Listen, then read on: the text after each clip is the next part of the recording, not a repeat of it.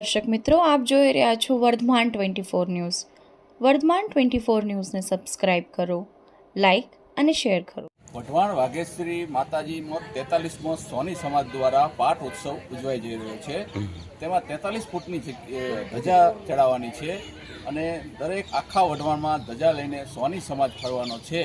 તો બધા વઢવાણના ભાઈઓ તથા બહેનો, દરેક સમાજના આગેવાનો, ભાઈઓ બહેનો બધાને ધજાનો દર્શનનો લાભ લેવા વિનંતી. મુકેશભાઈ, શું કહો છો? આ તમારી 43 ફૂટની વાઘેશ્વરીમાંની ધજા ચડાવવાની છે અને આ 43મો પાઠ ઉત્સવ છે. 43મો પાઠ ઉત્સવ અમારા કુળદેવી વાઘેશ્વરીમાંનો છે. તેમાં અમે બધા એવું નક્કી કર્યું 43 ફૂટની ધજા માતાજીને ચડાવી. 43 વર્ષ થઈ ગયેલા એટલે અમારા વાઘેશ્વરીમાં કુળદેવી બધા સ્વામી સમાજ આવ્યા. તે બધા લોકોએ કીધું કે બરોબર છે, તમારે ગોઠવો છે અને ગામમાં ધજા લઈને સંત ચાલતા આવે બધાની સાથે સાથે દર્શનનો બધાને લાભ મળે અને તે હિસાબે ધજા બધાને વડીલોને તથા ગામના બહાર ગામના બધા મહેમાનોને બધાને દર્શન કરવા હાજર રહેવાનું છે.